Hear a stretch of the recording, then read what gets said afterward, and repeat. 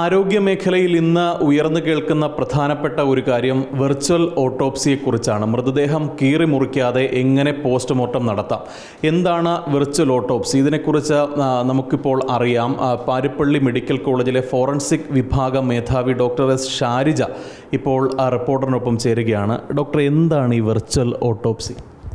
നമ്മൾ പരമ്പരാഗത രീതിയിൽ, അത് ട്രഡീഷണൽ ഓട്ടോപ്സി എന്ന് പറഞ്ഞാൽ പോസ്റ്റ്മോർട്ടം നമ്മൾ ബോഡി പരിശോധിക്കുന്നു, മൃതദേഹം തല മുതൽ തല തുറന്ന് പരിശോധിക്കുന്നു, നെഞ്ചും വയറിൻ്റെ ഭാഗങ്ങളും തുറന്ന് പരിശോധിച്ച് എല്ലാ ഓർഗൻസും നമ്മൾ എടുത്ത് പരിശോധിച്ച് ആവശ്യമായവ കെമിക്കൽ അനാലിസിസിനും പത്തോളജി പരിശോധനയ്ക്കും അയക്കുന്നതാണ് ഒരു ട്രഡീഷണൽ അല്ലെങ്കിൽ പരമ്പരാഗതമായ രീതിയിൽ പോസ്റ്റ്മോർട്ടം പരിശോധന ഇപ്പോഴും നമ്മുടെ നാട്ടിൽ നടക്കുന്നതും ആ രീതിയിലുള്ള പോസ്റ്റ്മോർട്ടം പരിശോധനയാണ്. പക്ഷേ വിർട്ടോപ്സി എന്ന് പറയുന്നത് ഇതിൻ്റെ ഒരു ഫോറൻസിക് മെഡിസിൻ്റെ ഒരു അഡ്വാൻസ്മെൻ്റ് ആയിട്ട് നമുക്ക് കണക്കാക്കാം.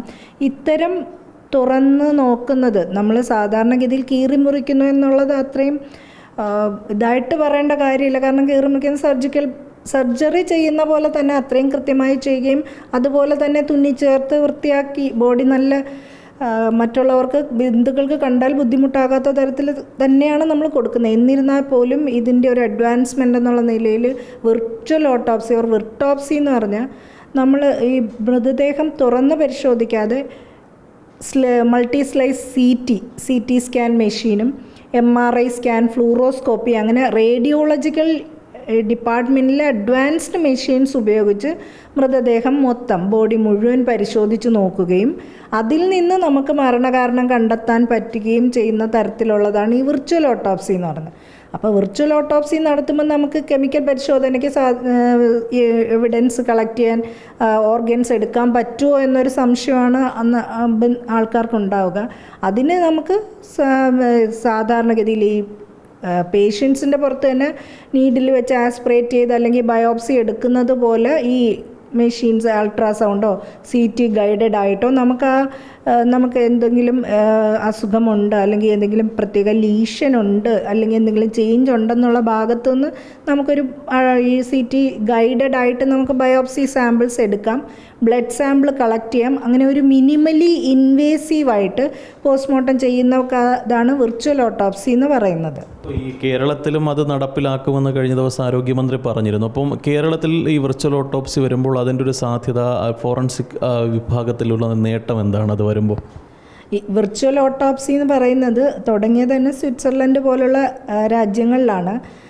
അതിൽ അവിടെ ഒരു പരീക്ഷണാടിസ്ഥാനത്തിൽ പ്രോജക്റ്റ് പോലെ തുടങ്ങുകയും ചെയ്തു. ഇന്ത്യയിൽ തന്നെ all India institute of medical സയൻസിൽ ഈ വിർച്വൽ ഓട്ടോപ്സിയുടെ ഒരു പ്രോജക്റ്റ് നടക്കുകയും അത് സക്സസ്ഫുള്ളായിട്ട് നടന്നു വരുന്നുണ്ടെന്നാണ് അറിയാൻ കഴിയുന്നത്. അവിടെ തന്നെ ഒരു എയിംസിൽ DM ഫോറൻസിക് റേഡിയോളജി, അതായത് MD ഫോറൻസിക് മെഡിസിൻ കഴിഞ്ഞിട്ട് അതിൻ്റെ ഒരു സൂപ്പർ സ്പെഷ്യാലിറ്റി ഡിഗ്രി പോലെ DM ഫോറൻസിക് റേഡിയോളജി എന്ന് പറഞ്ഞ് തന്നെ ഒരു സൂപ്പർ സ്പെഷ്യാലിറ്റി ഡിഗ്രി കോഴ്സ് ആരംഭിച്ചിട്ടുണ്ട്. കേരളത്തിൽ അത് വരുന്ന വളരെ നല്ല കാര്യമാണ്. കാരണം അഡ്വാൻസ്മെൻറ്റ് എന്തായാലും എല്ലാ വിഭാഗങ്ങളിലും മെഡിക്കൽ മേഖലയിൽ അഡ്വാൻസ്മെൻറ്റിൻ്റെ ആവശ്യമുണ്ട്. അപ്പം ഇത് വരുമ്പോഴുള്ള ഭാവിയിൽ ഈ ഏതെങ്കിലും രീതിയിൽ മതപരമായോ മറ്റോ അല്ലെങ്കിൽ ബന്ധുക്കളുടെ ഏതെങ്കിലും ബുദ്ധിമുട്ട് കൊണ്ടും പൂർണ്ണമായും തുറന്ന് പരിശോധിക്കുന്ന ഒരു പരിശോധന ഇമോഷണലി അവർക്ക് ബുദ്ധിമുട്ടുണ്ടാകുന്ന സാഹചര്യത്തിൽ വേണമെങ്കിൽ നമുക്കിത് കംപ്ലീറ്റ്ലി വിർച്വൽ ഓട്ടോപ്സിയിലേക്ക് തന്നെ മാറാവുന്നതാണ്. അതിന് മുന്നേ തന്നെ നമ്മൾ പക്ഷേ അതൊരു പ്രോജക്റ്റ് പോലെ സ്റ്റാർട്ട് ചെയ്ത് ഇത് വിർച്വൽ ഓട്ടോപ്സിയിൽ കാണുന്ന കാര്യങ്ങൾ നമ്മുടെ പോസ്റ്റ്മോർട്ടത്തിൽ കാണുന്നതിനും തുല്യമാണോ എന്നുള്ള മറ്റ് സ്ഥലങ്ങളിൽ ആരംഭിച്ച പ്രോജക്റ്റ് പോലെ നമ്മളുടെ ഒരു സാഹചര്യത്തിലും അത് സ്റ്റാർട്ട് ചെയ്യണം. ഇത് ഒരു അഡ്വാൻസ്മെൻ്റാണ്. നമ്മൾ ഒരിക്കലും അതിനെ എഗൻസ്റ്റായിട്ട് നിൽക്കേണ്ട കാര്യമില്ല. അത് ഈ നടപ്പിലാക്കുന്നതിന് ആരോഗ്യ വകുപ്പിനെ സംബന്ധിച്ച് കുറേ കടമ്പകളില്ലേ, സാമ്പത്തികമായും ടെക്നിക്കലിയും? ഇതിൻ്റെ മെഷീൻസ്, റേഡിയോളജി മെഷീൻസ് നമുക്കറിയാം ഭയങ്കര എക്സ്പെൻസീവാണ്. അപ്പോൾ CT സ്കാൻ, അതും high resolution multi slice CT, MRI scan വേണം, ഫ്ലൂറോസ്കോപ്പി മെഷീൻ വേണം. ഇപ്പോഴും ഇത് പൂർണ്ണമായും നമ്മൾ ചെയ്യുന്നില്ല എന്നല്ല. ഇപ്പം വെടിയുണ്ടേറ്റുള്ള മരണം, വെടിവെച്ച് ഫയർ ആം ഇഞ്ചുറീസ്, അങ്ങനത്തെ കേസുകളിൽ നമ്മളിപ്പോഴും എക്സ്റേ എടുക്കുന്നുണ്ട്. നമ്മുടെ ഒരു കേസിൽ ഒരു അഴുകിയ ബോഡിയായിരുന്നു. അപ്പോൾ അതിന് ഈ ഡീഫോമിറ്റി ഉണ്ടോ, കാലിനൊരു ഡീഫോമിറ്റി ഉണ്ടോ, ഐഡൻറ്റിറ്റി ഒരു തർക്കം വരുമ്പോൾ ഡീഫോമിറ്റി ഉണ്ടോ എന്നറിയാൻ വേണ്ടി നമ്മൾ തന്നെ ഇപ്പോഴത്തെ നിലയിലും ഒരു ഫ്ലൂറോസ്കോപ്പി പോലെ ചെയ്ത് ബോഡി മുഴുവൻ നോക്കിയിട്ട്, അത് പക്ഷേ ഒരു റേഡിയോളജിസ്റ്റിൻ്റെയും കൂടെ സാന്നിധ്യത്തിലാണ്, റേഡിയോളജിസ്റ്റും കൂടെ ടീം മെമ്പറായ ഒരു കേസിൽ അങ്ങനെ ചെയ്തിട്ടുണ്ട്. അപ്പോൾ പൂർണ്ണമായും ഇപ്പോൾ ഇതൊന്നുമേ നടക്കുന്നില്ല എന്നതിനർത്ഥമില്ല. ചെറിയ രീതിയിൽ നമ്മൾ ഇത് ചെയ്യുന്നുണ്ട്, ഫയർ ആം കേസിലായാലും. പിന്നെ ഇതിൽ കുറച്ചും കൂടെ അഡ്വാൻസ്ഡ് ആയിട്ട് വരുമ്പോൾ ഇപ്പം നമ്മൾ പോസ്റ്റ്മോർട്ടം ആർട്ടിഫാക്റ്റ് എന്ന് പറയും, നമ്മൾ തുറന്ന് പരിശോധിക്കുമ്പോൾ ഉണ്ടാകാവുന്ന ചെറിയ ചെറിയ രക്തസ്രാവം, ചെറിയ ബോണിൻ്റെ ഒടിവുകൾ, ഇതൊക്കെ നമുക്ക് ഈ വെർട്ടോപ്സി വരുമ്പോൾ അവോയ്ഡ് ചെയ്യാൻ പറ്റും. ഈ ബോണിൻ്റെ ഫ്രാക്ചർ മരണത്തിന് മുന്നേ ഉണ്ടായതാണോ അതോ പോസ്റ്റ്മോർട്ടം ആർട്ടിഫാക്റ്റ് മൂലം ഉണ്ടായതാണോ എന്നുള്ളത് കൃത്യമായി തിരിച്ചറിയാൻ പറ്റും. ഇപ്പോഴും ആ രീതിയിൽ ഇപ്പോൾ കഴുത്തിലേതെങ്കിലും കഴുത്തിന് ഒരു മുറിവുണ്ടായി മരിക്കുന്ന എന്ന് വെച്ചാൽ ഞാൻ ഉദ്ദേശിക്കുന്ന കഴുത്ത് ഞെരിച്ച് മരിക്കുന്ന കേസിൽ ചിലപ്പോൾ കഴുത്തിലെ ബോണുകൾ ഒടിയാതെ ഇരിക്കാൻ ചെയ്യാവുന്ന സാഹചര്യമുണ്ട്. എന്നാലും കൂടുതൽ സാധ്യതയുണ്ട് കഴുത്തിലെ ബോണുകൾ ഒടിയാനായിട്ട്. അങ്ങനെ ഒടിയുന്ന കേസുകളിൽ ഈ എക്സ്റേ എടുക്കുകയോ ഫ്ലൂറോസ്കോപ്പി പോലുള്ള ബോൺസ് ആദ്യമേ തന്നെ നമ്മൾ ഓപ്പൺ ചെയ്യുന്നതിന് മുമ്പേ നോക്കുമ്പോൾ അതിൽ നേരത്തെ മരണത്തിന് മുന്നേ ഉണ്ടായ ഫ്രാക്ചറുകൾ കൃത്യമായി തിരിച്ചറിയാൻ കഴിയും. അത് ആ രീതിയിൽ നമുക്ക് ചെയ്യാൻ പറ്റും. പക്ഷേ ഫുള്ളായിട്ട് മറ്റ് ഓർഗൻസ്, ഇപ്പോൾ ബോൺ നോക്കുന്നതിനേക്കാൾ മറ്റ് ഓർഗൻസ്, നമ്മളുടെ ശ്വാസകോശമായാലും ഹൃദയമായാലും ലിവറായാലും അതിലെ ചേഞ്ചസ് മനസ്സിലാക്കാൻ ഇപ്പോഴത്തെ നിലയിൽ ഒരു റേഡിയോളജിസ്റ്റിനാണ് അറിയുന്നത്. പക്ഷേ ഫോറൻസിക് DM റേഡിയോളജിയൊക്കെ വരുമ്പോൾ അത് എല്ലാവർക്കും അറിയാൻ പറ്റുന്ന സ്ഥിതിയായി വരും. അവർ എക്സ്പേർട്സ് ആവും. ഈ ക്രൈം കേസുകളിലൊക്കെ തന്നെ ഒരു ഫോറൻസിക് സർജൻ്റെ അല്ലെങ്കിൽ ഫോറൻസിക് ഡോക്ടറുടെ കണ്ടെത്തലൊക്കെ വളരെ നിർണായകമായിരിക്കുമല്ലോ. അപ്പോൾ അത്തരത്തിൽ എങ്ങനെയാണ് അങ്ങനെ ഒരു ഏതെങ്കിലും കേസുകളോ അങ്ങനെ എന്തെങ്കിലും പറയാൻ പറ്റുമോ? എൻ്റെ പേഴ്സണൽ എക്സ്പീരിയൻസ് അല്ല, കണ്ടെത്തലുകൾ നിർണായകമാണ്. പല കേസിലും എന്താണെന്ന് വെച്ചാൽ ഈ വെറുതെ സ്വാഭാവികമായിട്ട് മരിച്ചു എന്ന് പറയുന്ന കേസുകളുണ്ട്. മരിച്ച് കിടക്കുകയാണ്, നേരത്തെ എന്തെങ്കിലും അസുഖങ്ങളുള്ള കേസാണെങ്കിൽ അവർ പോലീസിന് വലിയ സംശയം ഉണ്ടാവത്തില്ല ആദ്യമേ. അപ്പം നമ്മൾ നോക്കുമ്പോഴായിരിക്കും കഴുത്തിലാരെങ്കിലും സോഫ്റ്റായിട്ടുള്ള തുണിയിട്ട് മുറുക്കിയിട്ട്, നമുക്ക് 2-3 കേസുകളൊക്കെ അങ്ങനെ കിട്ടിയിട്ടുണ്ട്. സോഫ്റ്റായിട്ടുള്ള ഒരു തുണിയിട്ട് കഴുത്ത് മുറുക്കി കൊന്നാൽ പുറമേക്ക് ചിലപ്പോൾ ആൾക്കാർക്ക് പെട്ടെന്ന് സംശയം തോന്നത്തില്ല. പക്ഷേ നമ്മൾ പോസ്റ്റ്മോർട്ടം ചെയ്യുമ്പോൾ ആ കഴുത്തിലെ ആ മുറിവുകൾ അറിയാൻ പറ്റും. ആ പോസ്റ്റ്മോർട്ടത്തിൽ ആ മുറിവുകൾ കണ്ടെത്താൻ പറ്റുകയും അത് മരണകാരണം അതാണെന്ന് കണ്ടെത്താൻ പറ്റുകയും ചെയ്യും. അല്ല വേറെ ഏതെങ്കിലും ഹാർട്ടിൻ്റെ അസുഖമാണെങ്കിൽ അതും കണ്ടെത്താൻ പറ്റും. അപ്പോൾ ഇങ്ങനത്തെ കേസുകൾ വരുന്നുണ്ട്. അപ്പോൾ ഇങ്ങനത്തെ കേസുകളിൽ നേരത്തെ നമ്മളിപ്പോൾ വെർട്ടോപ്സിയിലാണെങ്കിൽ കഴുത്ത് പോകാൻ നമുക്കൊരു സസ്പീഷ്യസ് ആയതിൽ ഒരു ഫുൾ ബോഡി CT മൾട്ടിസ്ലൈഡ് CT ചെയ്യുന്നത് കുറച്ചും കൂടെ അഡ്വാൻറ്റേജസ് ആവും. ഈ പോലീസ് സർജനെ സംബന്ധിച്ച് ഈ പോസ്റ്റ്മോർട്ടം, കെമിക്കൽ അനാലിസിസ്, ഇതിലൊക്കെ തന്നെ വളരെ വെല്ലുവിളി നേരിടുന്ന എന്തെങ്കിലും കാര്യങ്ങളുണ്ടോ?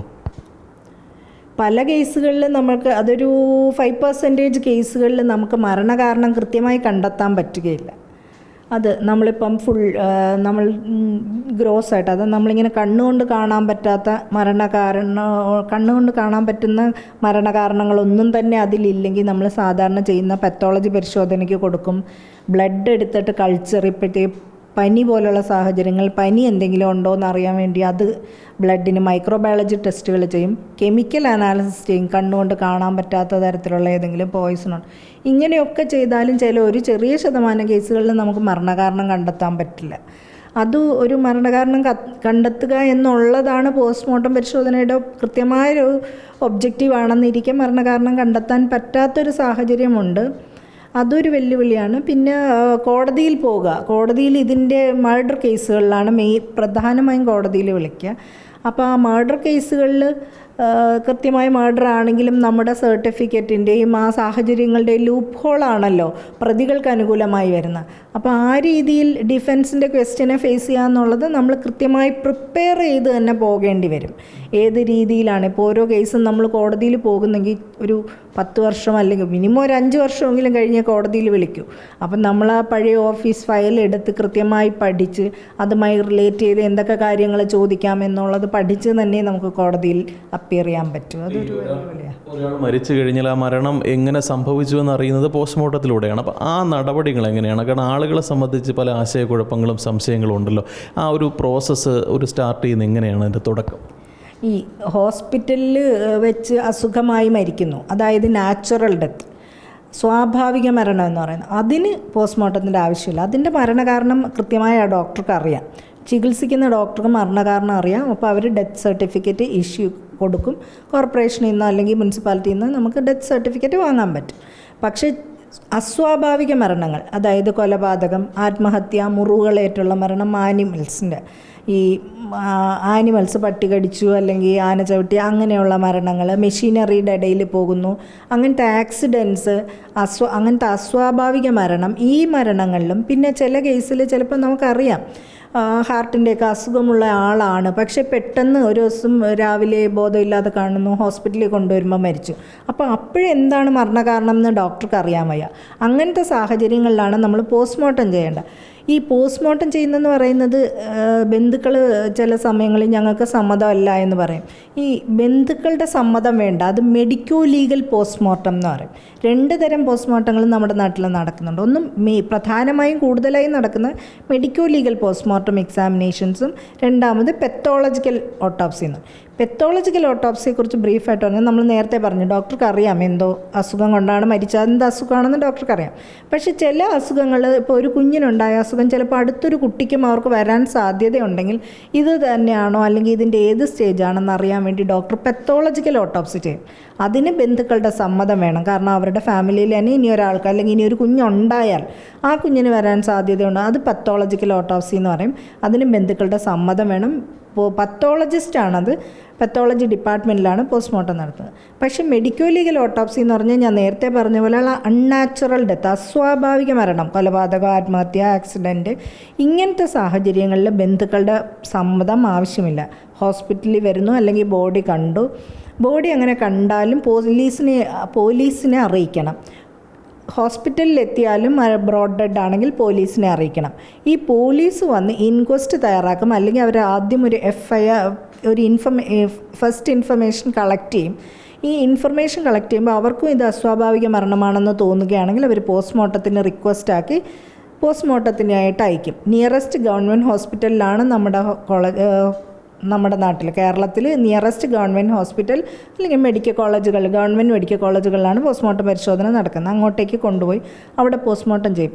ഇതിന് ബന്ധുക്കളുടെ സമ്മതം ആവശ്യമില്ല. ബന്ധുക്കൾ പോസ്റ്റ്മോർട്ടം ചെയ്യാൻ പറ്റില്ല എന്ന് പറഞ്ഞാലും പോലീസ് അസ്വാഭാവിക മരണമാണെങ്കിൽ പോസ്റ്റ്മോർട്ടം ചെയ്യും. പിന്നെ ഒരു കാര്യമുള്ള, ചിലപ്പോൾ ഹോസ്പിറ്റലിൽ കൊണ്ടുവന്നപ്പോൾ മരിച്ചു, ബോഡി കോൾഡ് ചേമ്പറിൽ അല്ലെങ്കിൽ ഫ്രീസറിൽ വെച്ചിട്ടുണ്ടാവും. അപ്പോൾ നമുക്ക് ആൾക്കാർ വിചാരിക്കും ഡോക്ടർ രാവിലെ 9 മണിക്ക് മോർച്ചറി തുറക്കും, അപ്പോൾ തന്നെ എടുത്തങ്ങ് ചെയ്യണേ. ഇങ്ങനെ ഒരു റിക്വസ്റ്റ് വരാറുണ്ട് പലപ്പോഴും. ആർക്കെങ്കിലും നമ്മളെ പരിചയമുള്ളവർ അവരുടെ ഏതെങ്കിലും പരിചയക്കാരി മരിക്കുകയോ ഇങ്ങനെ ഇരിക്കുകയാണെങ്കിൽ ആദ്യമേ അങ്ങനെ ഒരു സാഹചര്യത്തിൽ നമ്മൾ സർജൻ പോസ്റ്റ് ചെയ്യുന്നതാണ് 1 2 3 4 ഏത് കേസ് ആദ്യം ചെയ്യണം എന്ന് സർജൻ തീരുമാനിക്കുന്ന പോലെ നമുക്ക് ചെയ്യാൻ പറ്റില്ല. പോലീസ് റിക്വസ്റ്റ് തരുന്നതിനനുസരിച്ചാണ് നമുക്ക് ചെയ്യാൻ പറ്റുന്നത്. അപ്പോൾ പോലീസ് ഇൻക്വസ്റ്റ്, അതാണ് ലീഗൽ ഫോർമാലിറ്റി. ഇൻക്വസ്റ്റ് തയ്യാറാക്കണമെങ്കിൽ അവർക്കൊരു മിനിമം 1.5 മണിക്കൂർ വേണം. ഈ 1.5 മണിക്കൂർ കഴിഞ്ഞേ പോസ്റ്റ്മോർട്ടത്തിന് നമുക്ക് ബോഡി കിട്ടത്തുള്ളൂ. കിട്ടിയാൽ പിന്നെ ആ ഇതനുസരിച്ച് നമ്മൾ സാധാരണഗതിയിൽ എങ്ങും പോസ്റ്റ്മോർട്ടം ചെയ്യാൻ വലിയ ഡിലേ ഇപ്പോഴത്തെ സാഹചര്യത്തിൽ വരുന്നില്ല. പോലീസ് തന്നാൽ ഉടനെ ചെയ്യാറുണ്ട്.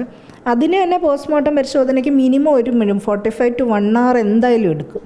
പിന്നെ കുറച്ച് കോംപ്ലിക്കേറ്റഡ് കേസസ് ആണ്, കുറച്ച് കൂടുതൽ ഇഞ്ചുറീസ് ഉള്ളതാണ്. റെയിൽവേ ഒക്കെ ആണെങ്കിൽ നമുക്കറിയാം, ട്രെയിനിൽ കയറി ഇറങ്ങിയിട്ട് തലയൊക്കെ അങ്ങ് അങ്ങ് മാഷ്ഡായിട്ട് അല്ലെങ്കിൽ ഡിസ്ഫിഗേർഡായിട്ട് കുറേ മുറിവുകളായിട്ട് വരികയാണെങ്കിൽ അങ്ങനത്തെയൊക്കെ കേസുകൾ കുറച്ചുകൂടെ സമയമെടുക്കും. ഈ റെയിൽവേയിൽ തലയിലൊക്കെ കയറി ഇറങ്ങി നമ്മൾ വിചാരിക്കും നമ്മുടെ അസിസ്റ്റൻസ് അതൊക്കെ ബന്ധുക്കൾക്ക് കാണാൻ പറ്റുന്ന രീതിയിലാക്കി തയ്ച്ചൊക്കെ കൊടുക്കാറുണ്ട്. അപ്പോൾ അത് ആ ഒരു സമയം എടുക്കുമെന്നുള്ളത് ബന്ധുക്കൾക്കൊരു എപ്പോഴും ആദ്യമേ ചെയ്യണേ, പെട്ടെന്ന് ഇറക്കണേ എന്നൊക്കെ പറയും. അങ്ങനെ പറയാറുണ്ട്. ഈ വലിയൊരു ഡിസാസ്റ്റർ സംഭവിക്കുമ്പോഴും വലിയ വെല്ലുവിളിയല്ലേ ഈ ഫോറൻസിക് ഡോക്ടർമാരെ സംബന്ധിച്ച്? വലിയ ഡിസാസ്റ്ററുകൾ നമുക്കിപ്പോൾ അറിയാം, വയനാട് ഡിസാസ്റ്റർ, പിന്നെ ഇവിടെ പുറ്റിക്കൽ, നമ്മുടെ ഓക്കി, ഇങ്ങനത്തെയൊക്കെ ഡിസാസ്റ്റർ വരുമ്പോൾ മെയിൻ പ്രശ്നം ആ ബോഡികൾ ഐഡൻറ്റിഫൈ ചെയ്യുക എന്നുള്ളത്. ഇപ്പം നമുക്ക് കൃത്യമായി നല്ലൊരു സാഹചര്യമുണ്ട്, DNA ടൈപ്പിംഗ് വേഗം ചെയ്ത് കിട്ടുന്നൊരു സാഹചര്യമുണ്ട്.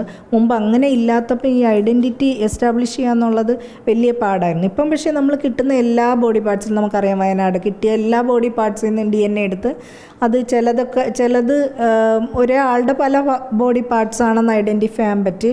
അങ്ങനെ ആ ഡിസാസ്റ്ററിൽ കുറച്ചും കൂടി നമ്മൾ നമ്മൾ സമയം നോക്കാതെ കൂടുതൽ സമയം നമ്മൾ വർക്ക് ചെയ്യേണ്ടി വരും. എല്ലാവർക്കും അറിയാം, എല്ലാ മെഡിക്കൽ കോളേജുകളിൽ നിന്നും ഫാക്കൽറ്റീനെ വയനാട് ഡിസാസ്റ്ററിൻ്റെ സമയത്ത് നമ്മളെല്ലാം അയച്ചിട്ടുണ്ടായിരുന്നു. എല്ലാ കോളേജിൽ നിന്നും ഫാക്കൽറ്റീസ് പോയി അവിടെ വേണ്ടതൊക്കെ ചെയ്ത് പോസ്റ്റ്മോർട്ടം വേഗത്തിലാക്കാൻ. പോസ്റ്റ്മോർട്ടം എന്ന് പറഞ്ഞാൽ അങ്ങനത്തെ സാഹചര്യത്തിൽ മെയിൻലി നമുക്ക് വേണ്ടത് ഈ ഐഡൻറ്റിറ്റിയാണ്. പിന്നെ ചിലർ പറയും ഡിസാസ്റ്ററിൽ നമ്മൾ എല്ലാവരും ഒരുമിച്ച് മരിച്ചതല്ലേ, അത് നമ്മൾ എന്തിനാണ് പോസ്റ്റ്മോർട്ടം ചെയ്യുന്നത് ഒരുമിച്ച്. അതിലൊരു ചെറിയ പ്രശ്നമുള്ള എന്താണെന്ന് വെച്ചാൽ, ഏതെങ്കിലും ഒരു എക്സ്ട്രീം പോസിബിലിറ്റി ഓഫ് ഏതെങ്കിലും ഒരു ബോഡി അതിൻ്റെ ഇടയിൽ ഒരു ക്രൈം നടന്നിട്ടുണ്ടായിരുന്നു, ബോഡി ഡിസ്പോസ് ചെയ്യുന്ന കൂട്ടത്തിൽ ഇങ്ങനെ ഒരു ഡിസാസ്റ്ററും കൂടെ വന്നു പോയതാണെങ്കിൽ അത് മിസ് ചെയ്യാൻ ചിലപ്പോൾ കാരണമാവും നമ്മൾ പോസ്റ്റ്മോർട്ടം നടത്താതെ വിടുകയാണെങ്കിൽ. അപ്പോൾ അതുകൊണ്ട് പോസ്റ്റ്മോർട്ടം നടത്തേണ്ടി വരും. പ്രത്യേകിച്ച് ഈ വയനാട് പോലെ അല്ലെങ്കിൽ ഒരു പ്ലെയിൻ ക്രാഷ്, ആളുകളെ ഐഡൻറ്റിഫൈ ചെയ്യാൻ പറ്റത്തില്ല. അങ്ങനത്തെ സാഹചര്യത്തിൽ എന്തായാലും പോസ്റ്റ്മോർട്ടം ചെയ്യേണ്ടി വരുന്നുണ്ട്.